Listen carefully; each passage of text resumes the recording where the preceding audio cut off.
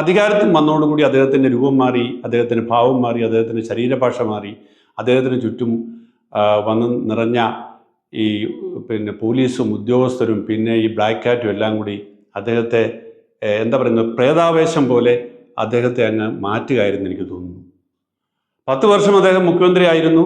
അദ്ദേഹം മറ്റൊരു പിണറായി വിജയനായി മാറി. കഴിഞ്ഞ ദിവസം അദ്ദേഹത്തിന് അധികാരസ്ഥാനം പോയപ്പോൾ അദ്ദേഹം വീണ്ടും പഴയ പിണറായി വിജയൻ തന്നെ ആയതുപോലെ തോന്നി.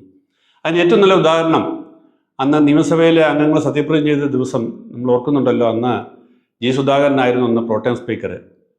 സുധാകരൻ്റെ അടുത്ത് പിണറായി വിജയൻ ചെന്നതും അവർ തമ്മിൽ ഷെയ്ക്ക് ഹാൻഡ് ചെയ്തതും ജി സുധാകരൻ്റെ തോളിൽ പിണറായി വിജയൻ തൊട്ടതും തലോടിയതും ഒക്കെ നമ്മൾ കണ്ടതാണ്. ആ പിണറായി വിജയൻ നമ്മൾ കണ്ട മുഖ്യമന്ത്രി പിണറായി വിജയൻ ആയിരുന്നില്ല.